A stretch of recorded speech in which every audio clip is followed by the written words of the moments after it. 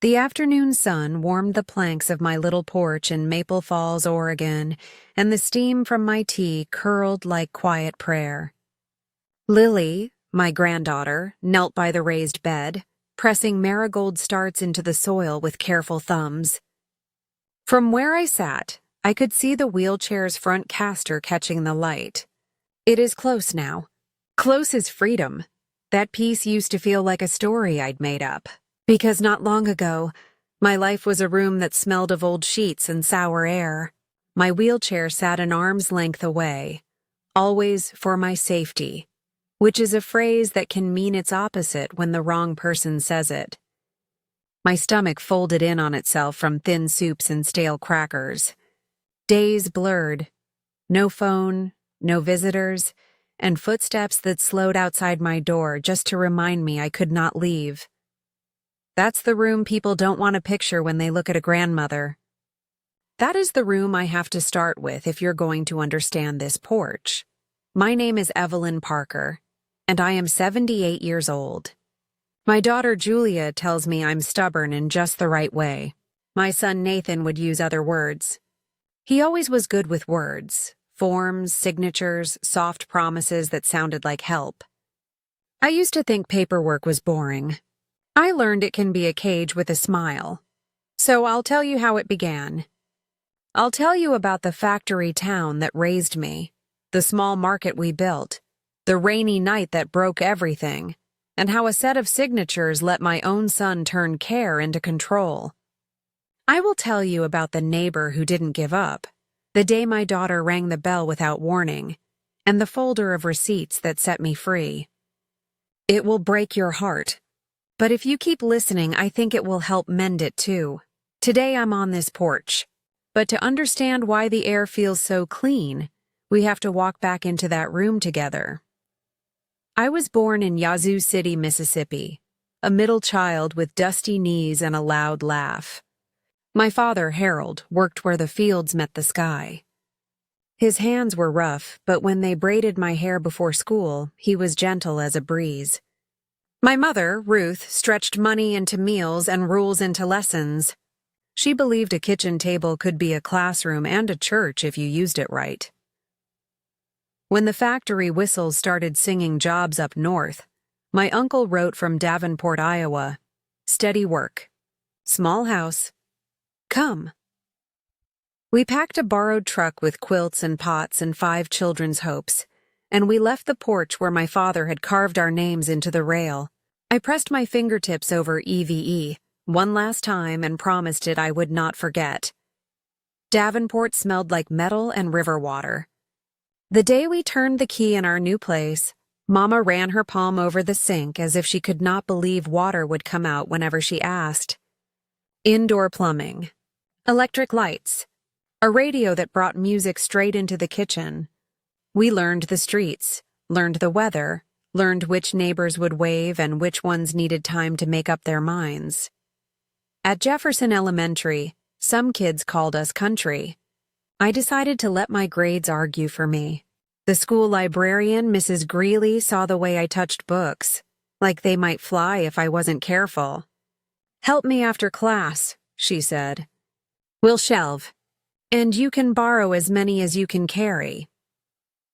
Those were the hours that built my appetite for the world beyond our block. Stories of women who used hard days like stepping stones.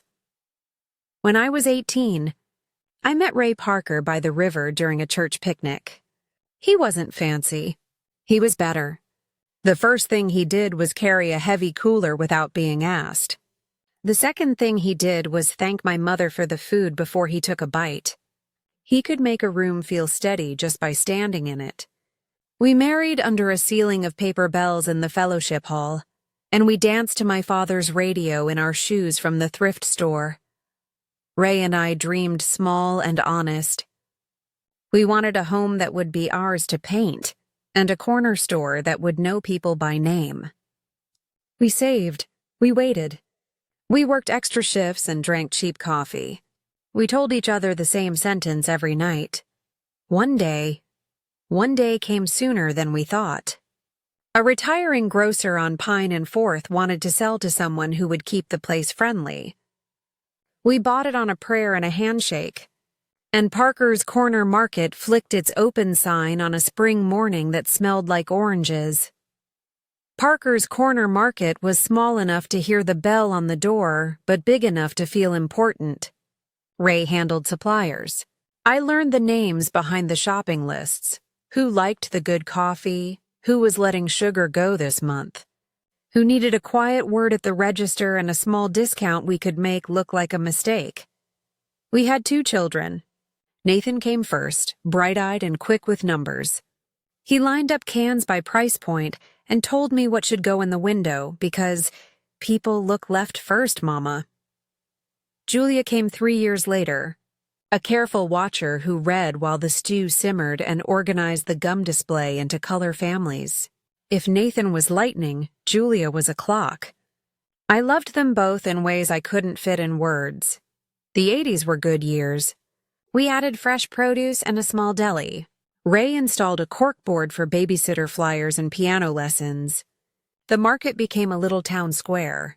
I kept a tab book behind the counter for folks who needed a week's grace. Trust was our brand. Nathan worked summers, counting in his head faster than Ray could punch the adding machine. Julia helped after school, but she loved books more than crates, and I knew the world had other work in mind for her. When Julia left for the community college on scholarship, we cried happy tears. When Nathan told us he wanted to grow the business, Ray beamed and slapped his shoulder. A Parker after my own heart. We celebrated our 32nd anniversary with lemon cake and a quiet drive down I-80, talking about painting the store's sign, maybe adding a coffee corner. We had plans. Life was ordinary and shining. I tell you this because the hardest part of a fall is the memory of the step just before it. The rain came hard on I-80 near Iowa City, a gray sheet that erased the lines. Maybe we should pull over, I told Ray. He squinted through the wipers. Just a few more miles, Evie. The truck in the next lane fishtailed, its trailer snapping sideways like a slammed door. There was the thud you never forget. Glass like handfuls of ice, the scream of metal, and then the kind of quiet you only hear in hospitals. I woke to a ceiling that hummed and a room that smelled clean. Julia held my hand and tried to smile like she hadn't been crying. Nathan stood near the sink, his jaw set. A doctor spoke gently, the way you do when telling a truth that sits heavy. A spinal injury, 2 surgeries, and a wheelchair for life. I nodded to show I understood. Then I asked for Ray. That is when the world tilted so fast it didn't have edges. Grief is a storm that comes in waves, but bills are math, and forms are ink. Nathan gathered both like a man gathering branches before a fire. I'll take care of everything, he told me. He brought in contractors for a ramp and a wider door. He hired a weekday caregiver named Anna, who smelled like peppermint and worked like a nurse with wings. He hugged me every night before he went home. We're a family, he'd say. We got you. For a while, I believed the sentence the way you believe a lullaby. I learned transfers. I learned how to cook sitting down. I learned how to cry where the sound wouldn't scare Julia. I set a picture of Ray by the bed and told him every small victory, like a report I hoped he could hear. Then one afternoon, Nathan came with a folder and a smooth tone. Mom, this is just power of attorney so I can handle the insurance mess. Sign here, here, and initial there. The sooner I can act for you, the sooner we keep the store and the house straight. I tried to read, but the words swam. He tapped the page. It's just to help. You trust me, right? Those are famous last words in some stories. I didn't know I was in one. I signed. The changes were small at first, like pebbles in a shoe. Anna's hours were too expensive. Nathan replaced her with his girlfriend, Crystal Hart, who, he said, wanted to help the family. Crystal was neat as a pin and twice as sharp. She moved fast and sighed louder. Where Anna chatted while she folded warm towels, Crystal moved like she was being graded. "You're fine," she'd say if I asked for fruit or oatmeal. "We have to watch your cholesterol." My pills were suddenly delayed. My phone charger went missing. When Mrs. Agnes Whitaker, my neighbor from 2 doors down, brought banana bread, Crystal met her at the steps and thanked her on my behalf. I waved from the living room and watched the door close. Nathan started using that phrase. "For your safety." For your safety, the wheelchair stays parked out of reach. For your safety, we turn the phone volume down. For your safety, we keep unnecessary visitors away because they upset you. He said it with concern thick enough to float a boat. He said it to me. Later, I learned he said it to other people too. When bills came, Nathan opened them first. He started keeping my wallet with the paperwork. He asked me to sign things after dinner when I was tired and the light was bad. "Just an update," he'd say. "So I can help you with the bank." I wanted to be grateful. I told myself this was what life looks like when you need people. But gratitude got tangled with a feeling I did not want to name. One evening, I heard laughter from the kitchen, the clink of cutlery, and the warm smell of roasted meat. Crystal brought me a tray with cold soup and a dry roll. I asked if I could join them at the table. "Not tonight," she said, kind on the surface. "Too much stimulation." She moved my wheelchair an inch farther away and smiled like a nurse on a poster. The first time Julia called and Crystal said I was sleeping when I was not, I thought it was a mistake. The third time, I understood it was a plan. Control is not always loud. Sometimes it's a quiet subtraction. Anna's name disappeared from my calendar. The pantry had more canned soup and fewer fresh apples. The laundry sat in a basket longer between washings. I developed a small sore on my hip that I didn't want to worry anyone about. It grew from something you put cream on into something that made me bite my lip when I turned. When Mrs. Whitaker knocked and Crystal said, "Later," Mrs. Whitaker put her foot in the door. "I'm old enough to know my own mind," she said, and she pushed past her anyway. She saw my room. She saw the sore. She saw the wheelchair parked where I could not reach it. Her mouth made a small line that meant business. "Evelyn, I'm calling someone," she whispered. I cried because I was relieved and because I was scared. That evening, Nathan arrived with a basket of groceries and a tidy story. "Mom's been confused since the surgery," he told the officers who came to the door later, and he pulled a folded note from his pocket that looked like it lived there. "Doctor says stimulation makes it worse. We're doing home care to avoid an institution." The officers looked in from the hallway, saw clean floors and a cleaned-up bed, and left after a minute. I never heard them ask me a single question. The next morning, the house was extra quiet. Crystal found me looking at the window. "You don't need to worry your neighbors," she said, friendly like a teacher who is done being patient. "They don't understand your situation. We'll handle it." She closed the blinds. Control is a blind that won't open, so I learned a different kind of work. Micro-resistance. I hid a golf pencil from a free magazine under the mattress.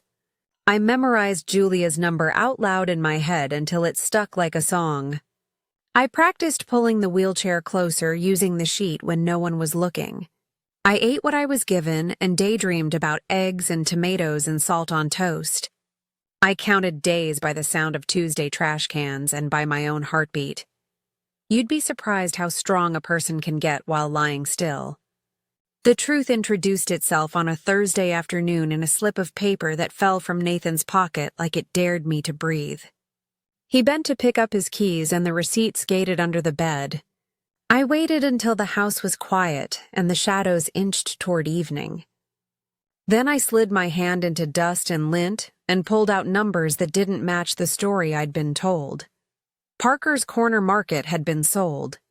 Not at the low price he'd murmured to me months ago to keep the lights on. It had been sold for much more, enough to keep me fed and cared for and safe 10 times over. My name wasn't anywhere it should have been. The signatures that were mine had been used like a skeleton key. When Nathan came to bring my dinner, I held the slip with hands that shook. "What is this?" I asked. He watched my face, not the paper. "Where did you get that?" His voice dropped its softness like a coat. I told him. He didn't try to lie. He tried to teach. "You don't own anything anymore," he said, close enough for me to smell the beer on his breath. "You signed that away so I could take care of you." "I built that market with your father," I said. "It came out smaller than I wanted." He shrugged like we were haggling over a price. "Dad is gone. I'm here. Do you want to end up in state care? Because that's what happens when there's no money. You'll be tied to a bed next to strangers. I'm the one keeping you home." He smiled then, and it didn't reach his eyes. "So be grateful. Eat your soup. Fear is useful. It clarifies." I knew, standing still in that bed, that if my life ever depended on his convenience, I would lose. I also knew something else.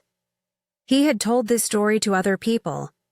Confused, agitated, doesn't understand finances. He had stacked the kindling and was waiting for the right spark to declare me incompetent. I tucked the receipt back where I found it. I stopped asking for favors. I saved small strengths for a day I began to believe would come. 2 weeks later, Mrs. Whitaker tried again, this time with a casserole and a voice that sounded like a hymn. Crystal answered the door and set a timer with an unpleasant smile. 10 minutes, she said. Doctor's orders. Mrs. Whitaker ignored the timer and asked questions you only ask when you are brave. What medications are you on, Evelyn? When did you last see your doctor yourself? Have you been outside? Crystal cut the visit short and the timer never went off. That evening, police arrived again, but this time Nathan met them in the driveway with a printout that said, "Mild cognitive impairment" in bold, the kind of line that looks official even when it is stretched like taffy. He showed them a tidy living room, a stocked fridge, a stack of pharmacy bags with the good names facing outward. They did not ask to see my bed. They did not ask to see me alone. After they left, Nathan pulled up a chair and sat so close the world shrank. "Here's how this works," he said quietly. "If you tell wild stories to neighbors and police, they will put you somewhere that won't be as nice as here. I'm trying to keep you home. Don't make that hard." Then he stood, took my charger again, and went to watch TV with Crystal. Their laughter came through the wall like it was on purpose. I used to think bad people stamped their feet and yelled. Nathan didn't need to. He had forms and he had practice. He had learned that if you speak calmly and hold the right folder, people believe you. I could not out-yell that. I would have to outlast it. Nights became longer. The sore on my hip ached like a clock. Sometimes my breath felt tight and the room tilted, and I thought about what it would be like to stop trying. Then I remembered Julia's laugh and Lily's hair the day I taught her to braid, and I decided quitting would make Nathan right. I don't like to be wrong, so I waited. The bell rang on a Tuesday that smelled like rain. I heard voices at the door, one bright and familiar, one sweet and sharp. Julia didn't announce visits anymore. She'd learned. "I'm here to see my mother," she said, and the part of me that had been holding its breath exhaled. Crystal tried the script. "She's sleeping." Julia stepped past her. "She'll wake up." Lily followed, taller than the last time I'd seen her, carrying courage like a backpack. When they reached the doorway, Julia's face did a thing I hope I never see again on anyone I love. "Mama," she whispered, because whispering is what you do in churches and rooms where something sacred is breaking. I looked worse than I knew. The sheets needed changing. My hair was matted. My cheekbones were cliffs. I said her name, and it sounded like a prayer that remembered how. Lily moved first, kneeling and taking my hand. "We're getting you out of here," she said, not as a guess. As a plan. Julia called 911 with the firm voice of a woman who has graded papers at midnight and argued with bank managers at lunch. When the paramedics came, they didn't stop in the hall. They came to my bed. They peeled back the blankets. They documented the sore. They took my vitals. They spoke to me, not about me. I answered everything I could without shaking. Sergeant Lopez and Officer Green arrived while the paramedics were still working. They asked to see the paperwork. Nathan arrived late and breathless and tried to wrap the scene in his old explanation, but the room itself argued with him. The scale that showed my weight, the charting of dehydration, the smell of skin that needs air and care. Julia produced photos from her last 2 visits, time-stamped and clear, and a small folder that said Mom's Receipts. I saw Nathan see the word receipts and understood he knew what it meant. "Mrs. Parker," Sergeant Lopez said, looking me in the eyes, "do you want to leave this house today?" I cried because the question itself felt like a key. "Yes," I said, which is a small word that can lift a world. They wheeled me past the couch where Crystal had folded blankets for company we never had. Past the fridge with fancy groceries. Past the door that had hired the word safety to keep me in. The stretcher rolled into rain that felt like a baptism. Nathan called out something about misunderstanding. The officers asked him to come with them to answer questions. The neighbors watched from their porches like a small jury. Mrs. Whitaker put a hand to her mouth and then to her heart. I lifted my fingers in a wave as we passed and found the strength to say, "Thank you." Sometimes rescue looks like sirens. Sometimes it sounds like a pen clicking open over a form you sign for yourself. At the hospital in Davenport, a nurse named Tasha wrote the truth in tidy letters. Malnutrition, dehydration, infected pressure sores, early pneumonia. They hung fluids and set antibiotics dripping like steady mercy. Julia slept in a chair with her shoes on. Lily made a list of questions for the morning. 2 days later, Attorney Alan Reyes sat across from my bed with a legal pad and a patient face. He specialized in elder law. He listened without interrupting, which is rarer than people think. Then he said, "We're going to unwind this." He used the word unwind like we were taking knots out of a necklace. Not my whole life, and somehow that helped. Alan filed to suspend the power of attorney and secure a temporary conservator who wasn't related to me. He subpoenaed bank statements, property records, pharmacy logs, and the sale documents for Parker's Corner Market. He found emails where Nathan asked for quotes from facilities that sounded like the places people in town tell you not to end up in. He found a draft letter to a doctor, never sent but saved, about my decline that would make commitment easier. He printed that letter and slid it across the table to the prosecutor. "This is premeditation," he said softly. Crystal did what people like Crystal do. She left. The DA's office uncovered texts between her and Nathan about maxing the sale and holding off on brand-name meds. Reading those was like touching a stove. I kept my hands to myself and looked out the window. The hearing took place in a room with flags at the front and a seal on the wall that said justice even when it was tired. I wore a cardigan and the necklace Ray bought me our second Christmas because I wanted to look like myself. Judge Franklin listened. When Nathan spoke, he used the voice he had practiced. He said sacrifice and care and keeping her at home. Alan did not yell. He put a stack of bank records on the table. He held up the receipt for the sale. He read 5 lines of the unsent letter about declaring me incompetent. Then he stopped talking. Sometimes silence is an argument that wins. The judge found elder abuse and financial exploitation. He ordered restitution and a custodial sentence. He used a calm tone that sounded heavier than shouting. Nathan's jaw moved like he was chewing victory he hadn't earned. As they led him away, he turned and said, "I was securing my inheritance." I had not planned to speak, but I did. "That store was never yours to sell," I said. "And neither was my voice." When it ended, I did not feel like cheering. I felt like sleeping. Justice doesn't give back what was taken. It tells you that you're not crazy for missing it.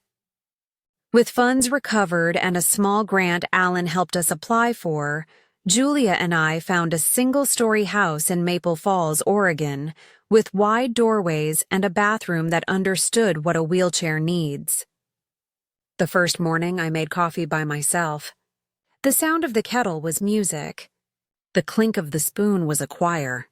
I sat at the table and wrote in a cheap notebook. Today, I decide. We hired Karen Jensen, a credentialed daytime caregiver who treated independence as a muscle to exercise. She did the tasks I could not, and she stood back while I did the ones I could. She taught me tricks, how to pivot on a towel, how to lift a pan using leverage instead of strength, how to reach the top shelf with a grabber that felt like a magic wand. She never used the word confused. When she wasn't sure about something, she asked, Dr. Elise Conrad, the therapist Julia found, talked to me about guilt like it was a stubborn guest. "You are not responsible for the choices your adult son made," she said. "Your job is to heal, not to carry his shame." We talked about boundaries that can be loving and firm at the same time. We practiced the sentence I still say in the mirror when I need it. Compassion does not require contact. I started going outside every day the weather allowed. In the garden, I learned tomatoes like a deep drink and then space. I learned that marigolds keep pests away and make the bed look cheerful even when the stems are tired. Lily came over after classes with dirt under her fingernails and news about professors. She changed her major to nursing and said, "You taught me what care looks like when it's real." The first time I spoke at a community center about elder abuse, my hands shook so bad I could hear my bracelets clicking. I told the story straight. The accident, the signatures, the isolation, the neighbor, the bell, the folder. People cried. Afterward, a woman my age held both my hands and said, "I needed someone to say it out loud." That is when I realized my voice had become a tool again, not a thing to lock away. We formed a small support circle that met once a month. Survivors, a social worker, a church deacon, and a retired police officer who said he wished he'd asked more questions on certain calls. We shared checklists for red flags, sudden changes to bank accounts, cut-off visits, a script about confusion that repeats. We collected resources and wrote them in big letters on a sheet taped to the wall. We kept a pot of soup on and made sure nobody went home alone. On quiet afternoons, I crocheted lap blankets for the hospital and listed them online to raise money for gas cards for people going to court. Some nights, when the house settled and the porch creaked in the good way, I told Ray about my day. I told him I had learned to transfer without help. I told him our granddaughter was going to be a nurse with steady hands like his. I told him the marigolds were doing their job. It turns out the porch and the courtroom and the hospital waiting room are all classrooms if you sit there long enough. The support circle grew into a monthly workshop at the library. We invited Sergeant Lopez to talk about how to report and what to say to get a wellness check done the right way. We invited a bank manager to explain safeguards and alerts. We invited Attorney Reyes to teach what a good power of attorney should include and how to choose someone who won't use your trust like a crowbar, a local. Representative asked if I'd testify at a state. Hearing about elder protection, I wore my Sunday dress and took Julia's hand in mine and told the committee that abusers don't always look like strangers. Sometimes they look like sons with folders. I asked for training that made officers step over the threshold and speak to the elder alone. I asked for penalties that understood how long a scar can talk. A year later, A small bill passed that made it easier to pause a POA when there's a credible concern. It won't fix everything, but it's a lever. I like levers. People ask if I forgave Nathan. Forgiveness is a word with too many rooms. I forgave the child who lined up cans and wanted to please his daddy. I do not forgive the man who sold our store like a secret and rationed my medicine like it was his. I do not carry hate like luggage. It is too heavy for a woman who needs strong arms for transfers. My boundary is a wall with a window. The window lets in light and lets me see my life. The wall keeps out what would break it. There is a no-contact order, and there is peace. That's not revenge. That's maintenance. I tell this story on camera now, and in rooms with folding chairs and in living rooms with bad coffee because silence is what abusers count on, and silence is the one thing I have run out of. I tell people to write down dates and names and keep a folder like Julia did. I tell them to ask to speak to an elder alone, not in front of whoever answers the door. I tell them that the right question at the right time can be a key. Tonight, the light goes soft over the fir trees. Lily waters the marigolds with the hose set to mist because she says it makes them feel fancy. Julia texts me 2 photos, one of her new lesson plan on media literacy and one of a recipe card for lemon cake written in my mother's hand. I make a small sound that is half laugh and half ache. Life is a braid of both. If you are listening to this, maybe you are the person on the porch, or maybe you are still in the room. If you are on the porch, invite somebody over. If you are in the room, hold on. The bell will ring. Maybe you will ring it yourself. Question for you, and please answer in the comments because your words help more than you know. Would you have cut off contact after the arrest or tried for reconciliation? Why? Tell me where you're watching from, and if you learned one sign you'll never ignore again. If this story helped, share it so another porch gets built. I am Evelyn Parker. My wheelchair is where I can reach it. My door is open for the right people. And the marigolds are doing fine.